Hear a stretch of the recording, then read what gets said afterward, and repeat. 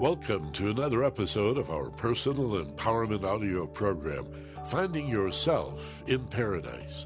Hi, I'm Michael Benner. And I'm Steve Snyder, and our program today is Personal Power on Demand. How to bring out the very best in you when the situation demands it. How to be the best you can be when you need it the most. There's a myth we have to address right here at the top that in every situation, more is better, that the harder you try, the more you work at it, the better you're going to do. Well, that's true only to a point, and after that point, shall we call it a point of diminishing return, the whole situation is reversed, where the harder you try, the worse you tend to do. Yeah, it's the law of reverse effect. I mean, it gets to the point that trying harder and harder makes it more and more challenging or difficult, or you struggle more with it. And in fact, you get the idea that you have to try harder. And, of course, anytime you think about try, you're thinking about failure. You don't try to do something you know you can do. The only things you try to do is where you think you can fail. That's that great scene from the Star Wars episode where Yoda said, there is no try, do or don't do. If you try, you're thinking about failure.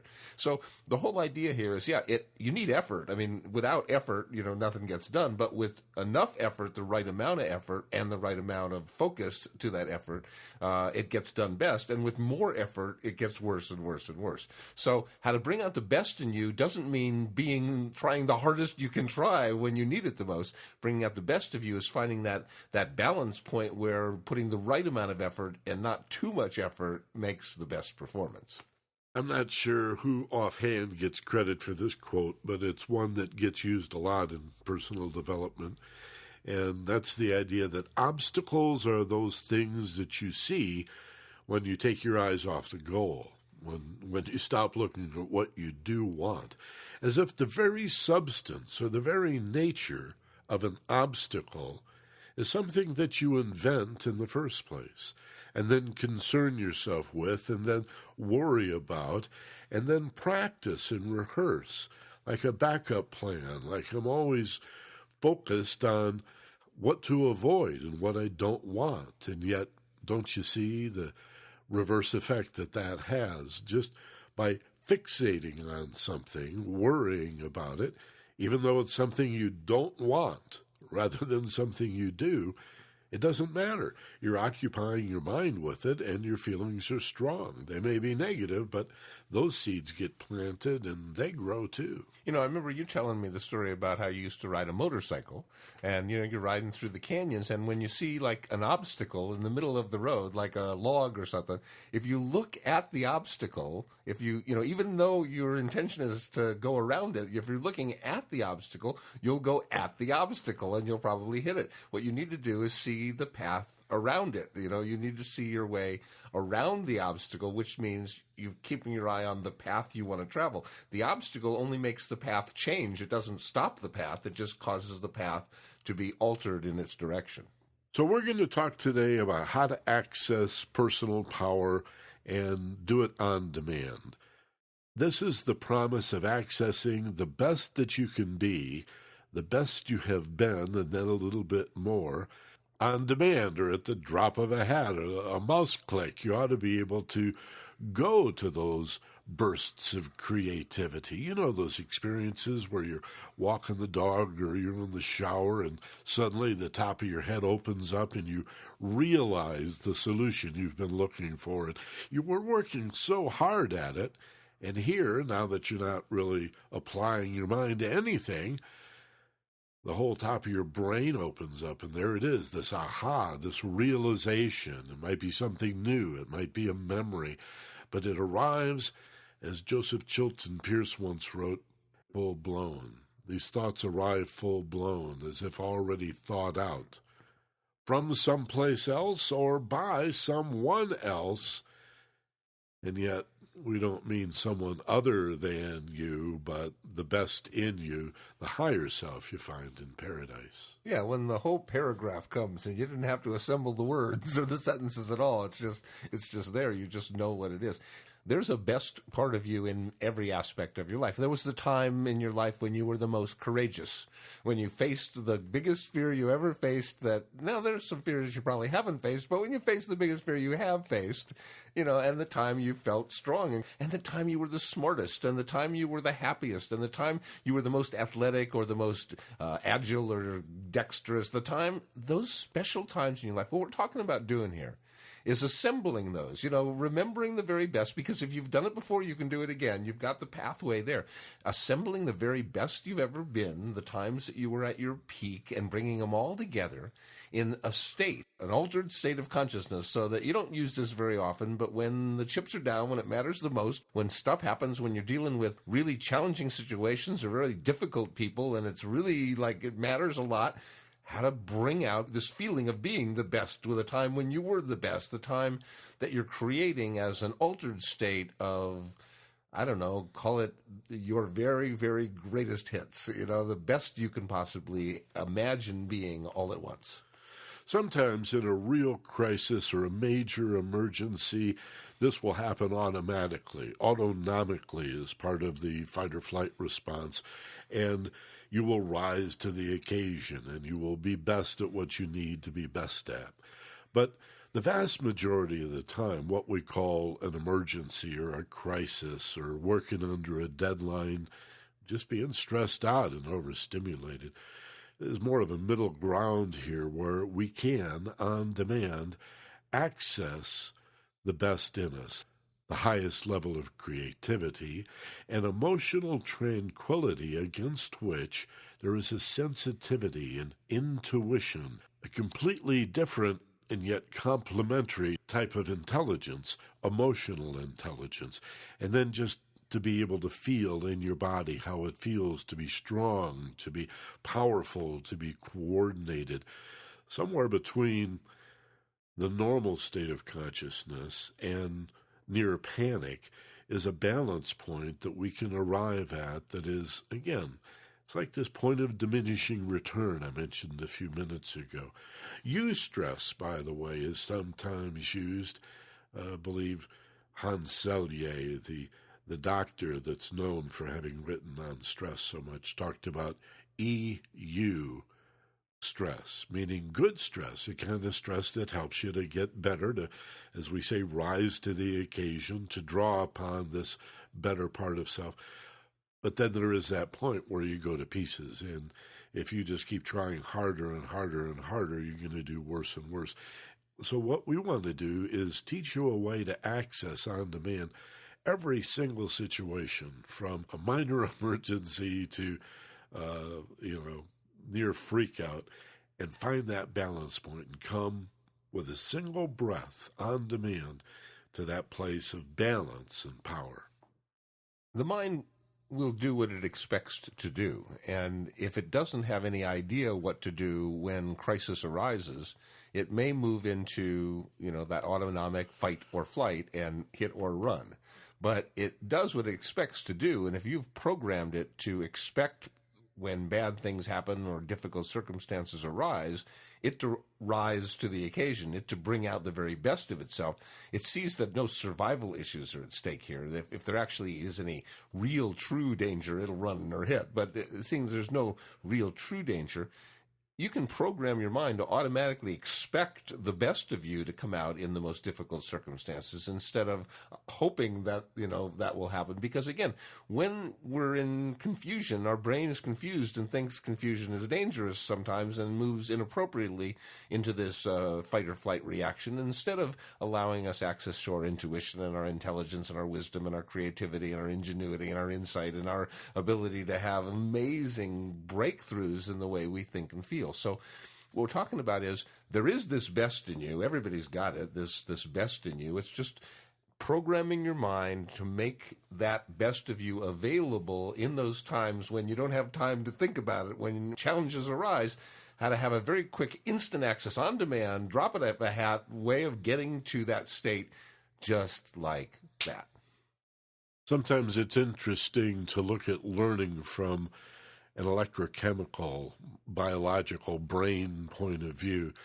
And it appears with the latest research now that every time we think a particular thought or set of thoughts from a particular attitude or emotional set, that's like a holographic, three-dimensional pattern of neural firing inside the brain that is unique.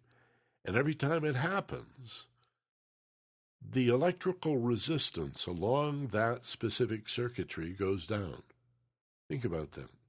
Every time you think a certain thought and feel a certain way, the electrical resistance along those particular circuits you've just created with that thought form goes down. So it's easier to think that thought.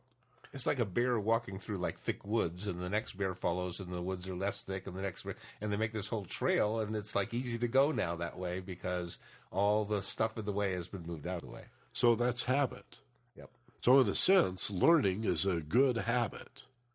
And what we're talking about is creating a habit not only out of learning, but out of remembering that you can switch gears. To make automatic this habitual, unconscious remembering to be conscious. In other words, training yourself to unconsciously remember to be conscious. That sounds a little paradoxical, but the habit of remembering to be conscious can be an unconscious habit or a pattern. Just learn, oh yeah, I've got to wake up in any emergency. Like anytime I am confused and don't know what to do, I can practice in my better calm times doing what I need to do when I'm in those situations, so that I create this unconscious habit of going, now's the time to do that thing I'm supposed to do when I don't know what else to do. Oh yeah, let's start with a breath and a feeling of letting go and thinking positively, okay, I'm remembering now.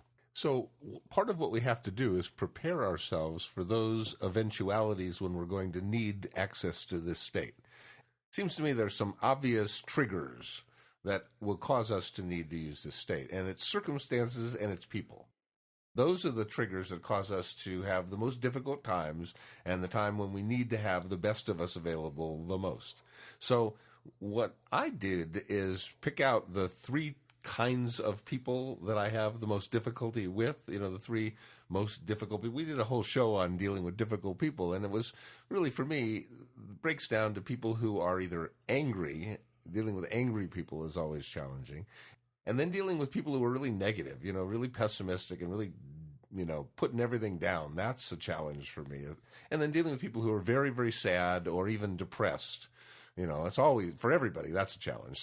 So part of like when I want to be my best is when I'm all of a sudden encountering a person who's either angry or a person who's, negative or really sad or depressed.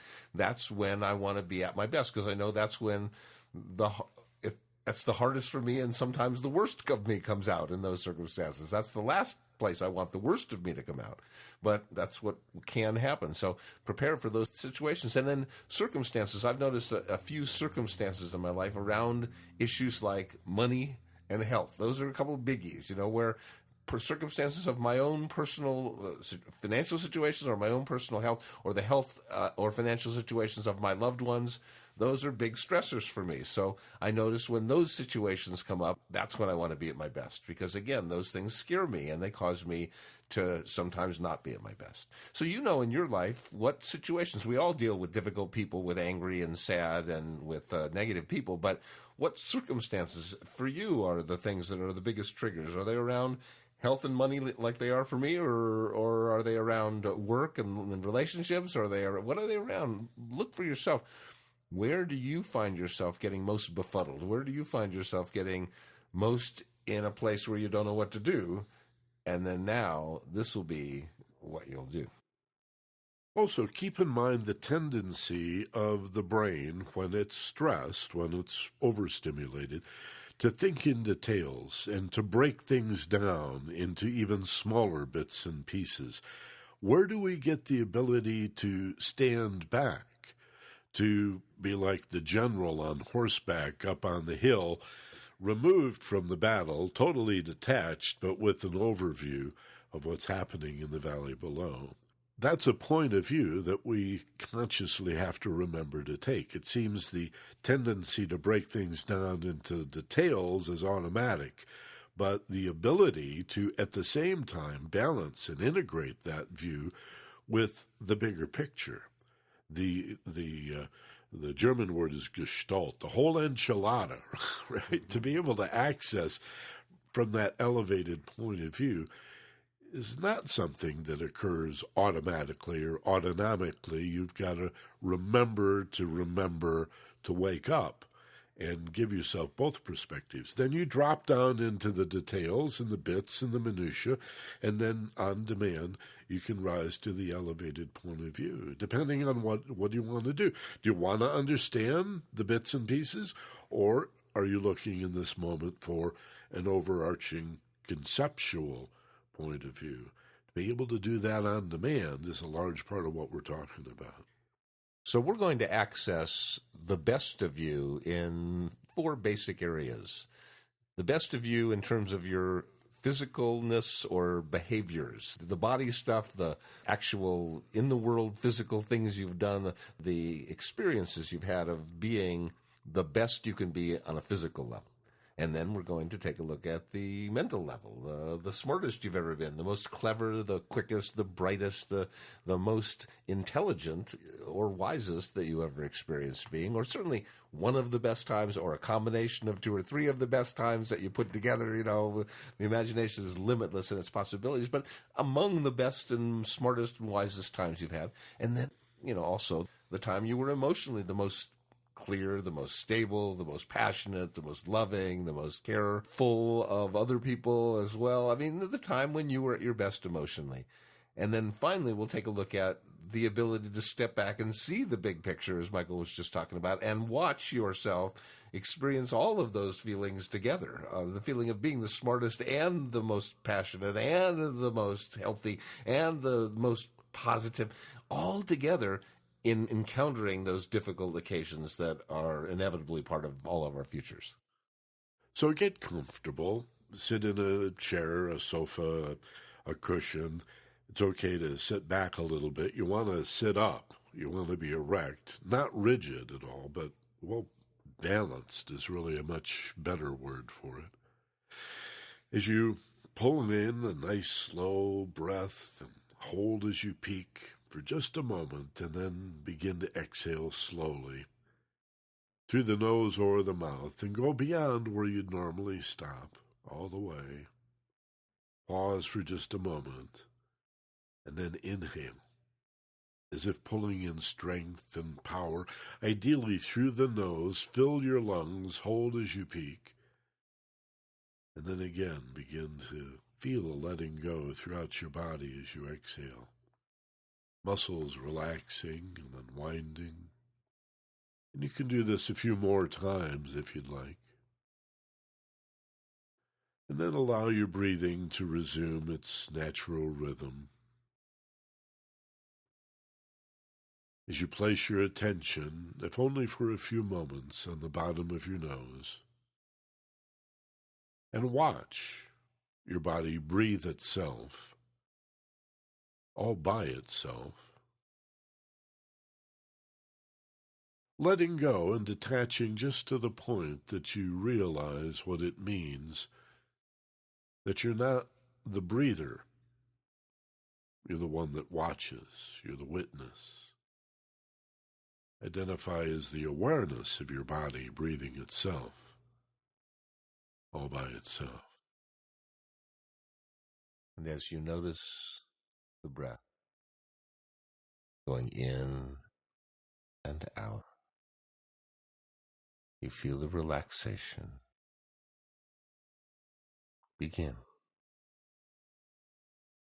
with every breath that goes out and with every breath that comes in. Feel the relaxation begin.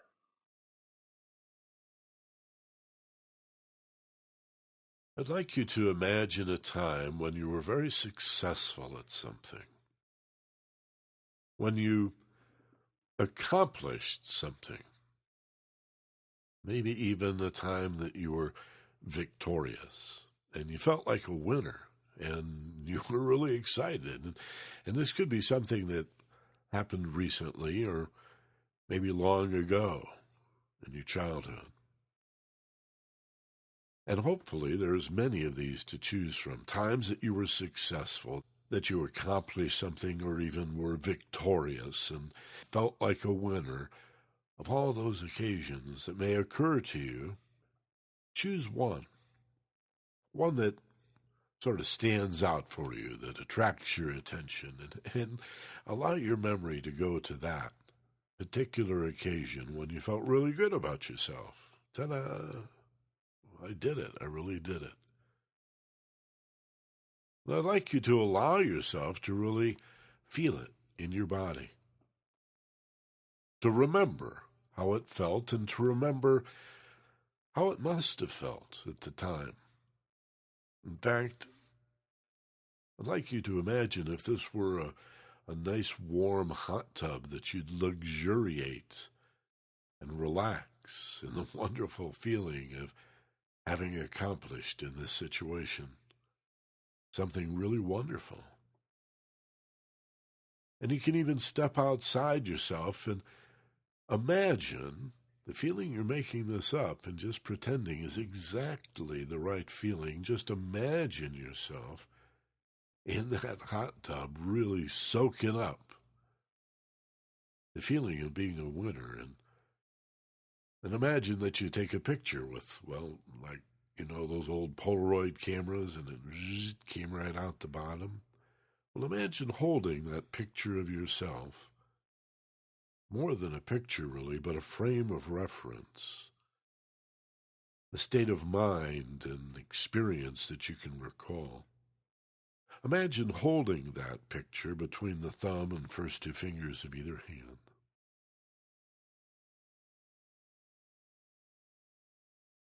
And now allow yourself to remember a time when you were really smart, really clever. You figured something out. You solved a problem. You worked your way through it. You made a decision, maybe even a little risk in there. Might have been times that you weren't sure, but as you look at it now, that was a smart thing. And that felt smart. And that looks like one of those times you really are proud of yourself. And again, many times, many occasions may occur to you, but go to the one now that seems to attract your attention or even demand your attention. Go to that one. That one particular occasion that stands above the rest when, no doubt about it, you were on your game that day. That was really a smart, clever, insightful thing that you realized. Problem solved. And luxuriate in that feeling. There's a feeling that goes with acknowledging that you're a pretty smart person. Sometimes, in some areas, really, really bright. Practice feeling easy and deserving, relaxed, and even graceful in accepting the truth of your intelligence in this situation. And imagine getting outside of yourself and taking another one of those pictures that really are more than just a picture you're going to hold on to. This is a frame of reference. This is a state you can come back to, that you can remember in an instant. For now, you hold it with the first photo between the thumb and first two fingers of either hand. And remember a time when you felt really loved, loving, and lovable. And as before, of all the occasions that'll occur to you, that'll come to mind, trust your feelings. Allow yourself to be attracted, without thinking, without judgment, to a particular situation, a circumstance, an event, or maybe a particular relationship where you felt consumed by this love. this inseparable, harmonious sweetness, this safety, this warmth. And imagine a picture of that you hold as a frame of reference with the first two. Your victory, your accomplishment, the time you felt successful, plus the second peak performance state, the mental, where you were really smart, really clever, really figured something out.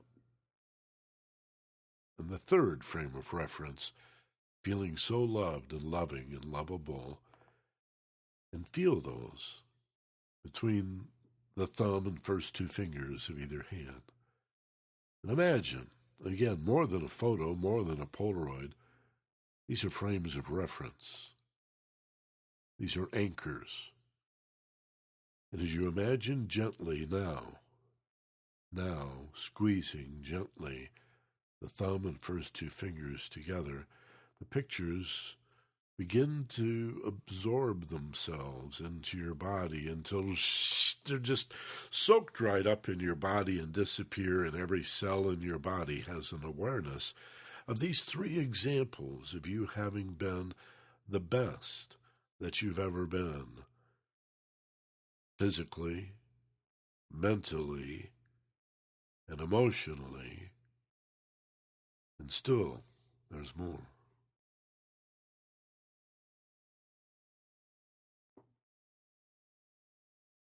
So now, step outside and observe yourself holding those three frames, those three pictures, those three references to your very best.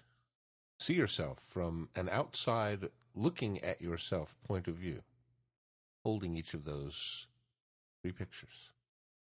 And as you observe yourself, what you can see clearly is exactly what you're thinking, exactly what you're feeling, and exactly what's going on within you. So as you observe yourself holding that first picture, the one that was in the back, the one that you're going to look at first right now, the one about feeling loved and feeling loving and lovable, you observe yourself and see where in your body you feel that feeling. You watch to see, is it in your heart or gut, or where in your body is that feeling of feeling loved and loving and lovable? What thoughts go through your mind? What is the feeling that surges through you?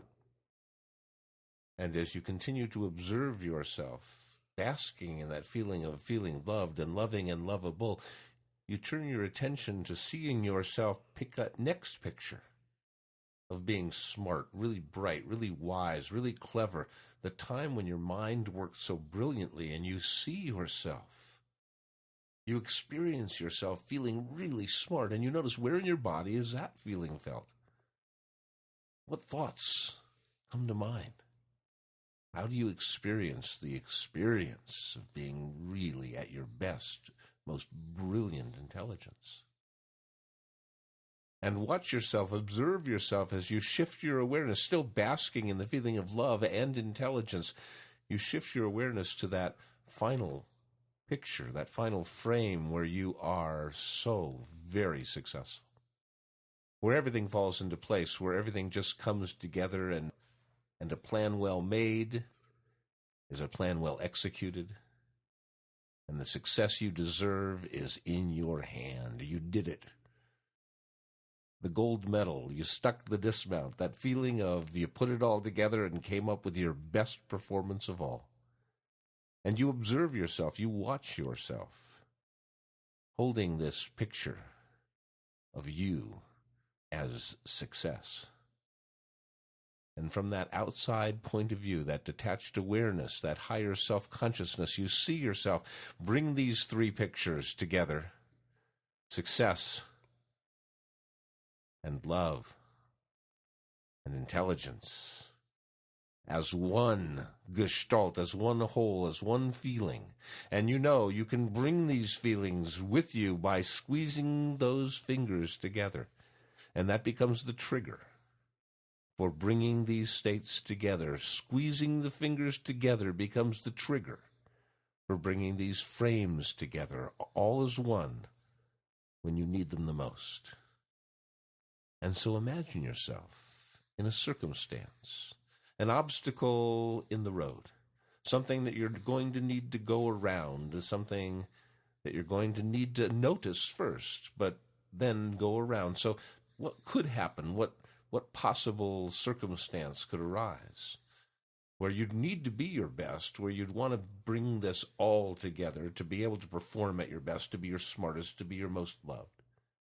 A financial circumstance that might arise, a health issue that may come up, a family or relationship issue, or perhaps something that just might happen in your work.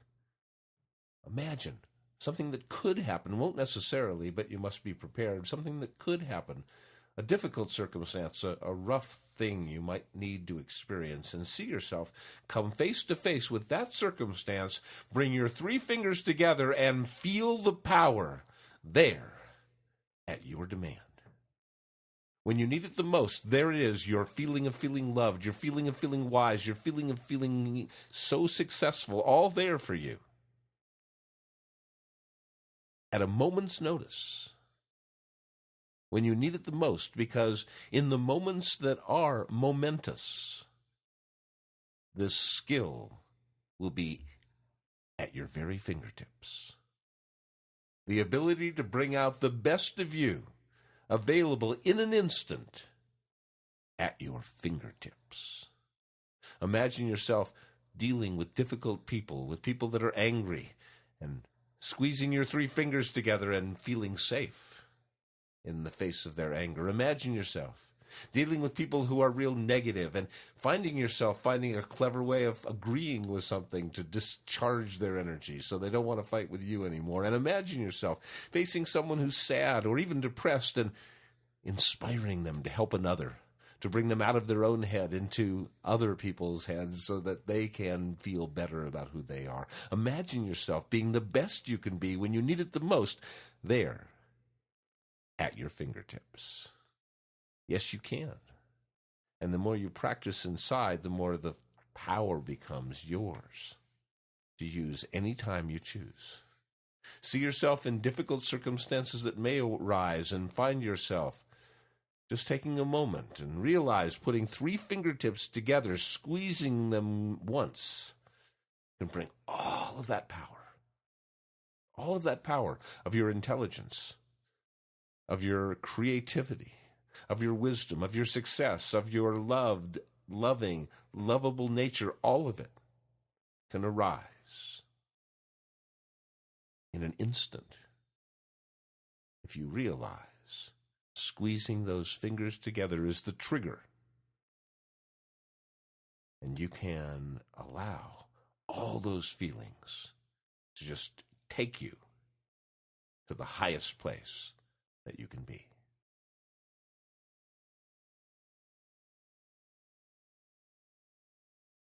And this will be easy for you to remember. That any time you become confused and you don't know what to do, just bring together the thumb and first two fingers of either hand and feel the power, the personal power that may seem to come from you, but now you realize is coming through you as a result of your alignment. The simple effort, the intention, the willingness to be the best you can be for the greater good of all concerned.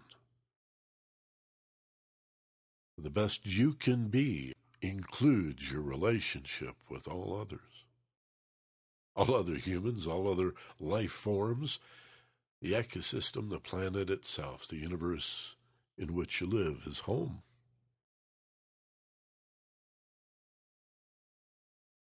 And already you feel yourself feeling part of the bigger picture, integrated into a whole system.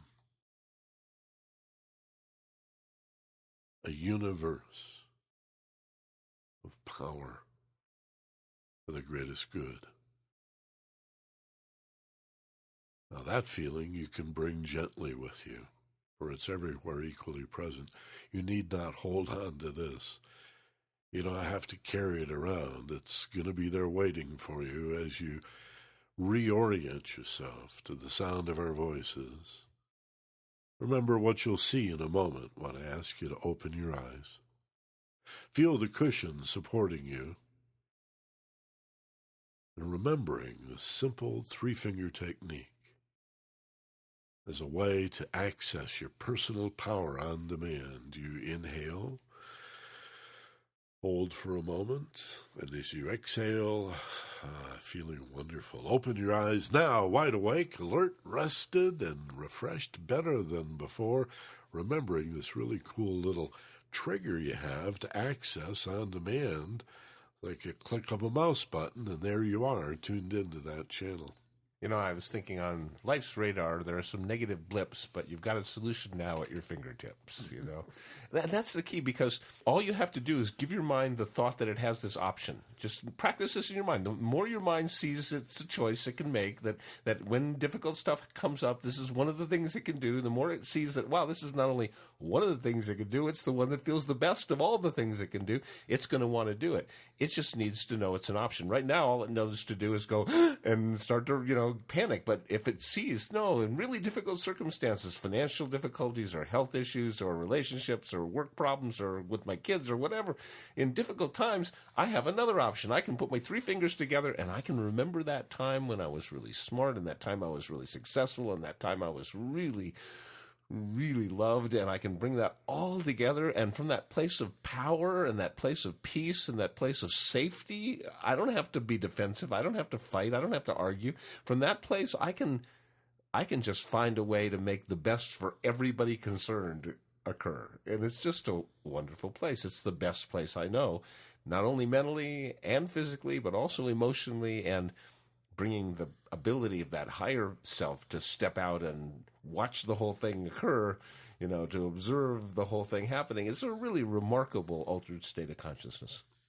Remember, like I said, when, you know, on life's highways there are these occasional blips, you've got the answer now at your fingertips. Just rehearse doing that. Put those three fingers together, remember those three experiences, and then observe yourself remembering those three experiences. It's very, very powerful, because as soon as the mind knows it has a choice that makes it feel good, instead of being stuck with the choice that makes it feel bad, it'll jump at the opportunity. Steve and I did a whole series not long ago where we talked to teachers about the way they instruct the students to gear down or settle down when they come indoors. And they use phrases you probably remember from your childhood. Okay, let's put on our indoor voices now, children, or our indoor habits, our demeanor and such, and the kids all quiet down, right? Theoretically, they all ideally, if you don't have too many in a classroom. Right. And if your teacher is engaging in all of that. But imagine going one more step to gear down one more time. And this is what we were talking to there were teachers, facilitators, parents, and students that we were doing this for. The whole idea of go that extra step, go to this place that you can access with this three-finger technique. And you can also access it as a full-on reflective exercise, a meditation or a contemplation, an introspection. Sometimes this is intimidating. We think it's got to be an hour, or we can't do it. Who's got an hour for this kind of contemplation? The truth is, you can put your three fingers together and be there on demand. You can take 5 or 10 minutes. You could do a 15-minute meditation, even 20. That's a long one. But you have to call your own bluff on this. A 1-minute meditation, a 3-minute meditation, the pause that refreshes, one slow, deep breath with this three-finger technique. It's available in many doses, many sizes, and in every single situation. That's what I'm trying to say. You know, a variation on the theme that I used to use a long time ago that I really liked was, it was like an NLP exercise called the Circle of Excellence, where essentially you did the same thing. You created this excellence state, the time you were most excellent mentally, physically, emotionally. And then what you did was you took like a hula hoop thing and put it like in your chest. Just an imaginary, there's this hula hoop in your chest, and whenever you needed to have that excellent state, you'd like take it out of your chest and throw it on the ground and step into it. You'd step into the hula hoop, and you're now in the circle of excellence, and then it brings back all these mental, emotional things. So I used to now I think I could take the 3 fingers and grab that hula hoop and throw it onto the ground and step into the... But it's just an idea of give your mind an option, give your mind something that it knows it can do, that it likes to do, that it's good at. I mean, it's really... It's done those things before, and it enjoyed doing them, so it would love to do them again. Just give it the opportunity. Yeah, these are just triggers. We could have associated this with pulling on your left earlobe or putting your little finger up your right nostril. Don't give away all our secrets. It's not what you do, it's that you do exactly. it. Exactly. And that you do it in your mind over and over again so that when the real time comes up, the mind knows it has a choice to do that. I like the 3 fingers just because it's so old. The technique's hundreds and hundreds of years old, maybe from the beginning of time. And it's so easy to do.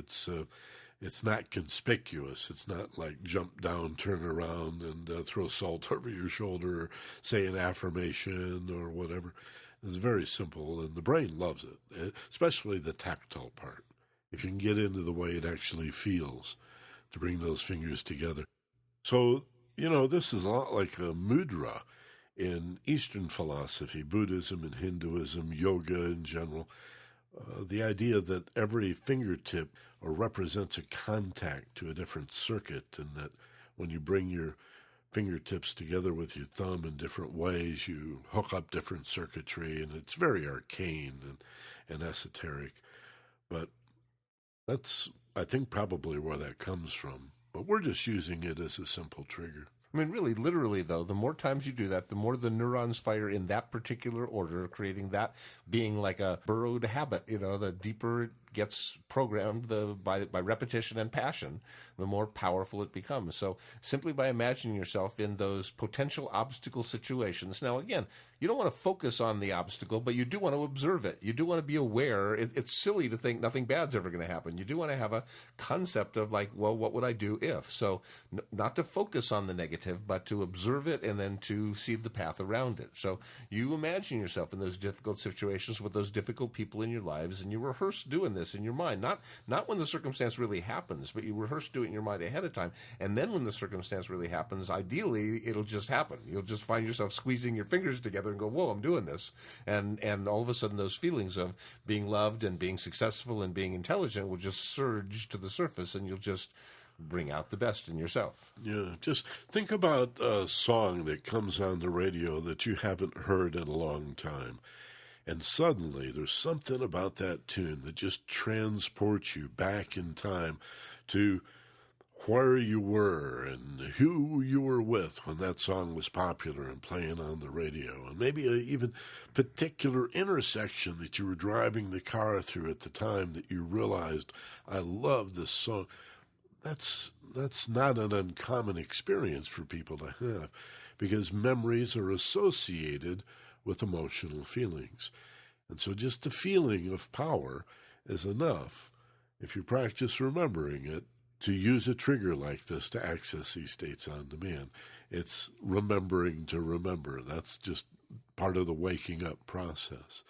So I think, by the way, this is a good program to forward to your friends who are interested in this kind of material, the idea of programming yourself, or metaprogramming suggestion, the neuroplasticity of wiring the brain to work in any way that best suits you. If you know somebody that would be turned on by this, be sure and forward it to them. I know a lot of us listen to these programs through iTunes or some sort of podcatcher, but to go back to the website, focusedpassion.com, and to log in, your browser will probably even remember your password and your email address. There's the built-in player with the Send One to a Friend gadget under there. You can also visit some of the other features, like there's a lot of free text articles that people don't even look for because we don't promote them, but they're up there. You'll see a little link at the top of every page where you can access all kinds of really cool stuff. So use that gadget right under the built-in player, though. It says share one with a friend and forward these programs. You're paying 99 cents a week at $3.96 a month for this subscription package, but that includes, we encourage you to forward these programs without further charge to as many people as you'd like, as often as you want. So please do that. Pay it forward at focusedpassion.com. And if you're new to the program, then you know there's like a whole library of other topics that we've got, hundreds of other topics that you haven't heard and maybe you need to hear right now to solve your problems or to heal your heart. So remember to do that, and remember every now and then take a little time and go over that feeling of feeling the smartest and feeling the most loved and feeling the most successful, and bring that all together with those three fingers. Keep practicing that, because the more your mind thinks about that, the more it gets familiar with that, the more you burn that neural pathway in your brain, the more it becomes not only an option, but it becomes the first option, the best option. And when the best of you is the first option and the best option, that's about the best it can be. As always, be gentle, love life, and take care of each other. For Steve Snyder, this is Michael Benner. Aloha from Maui.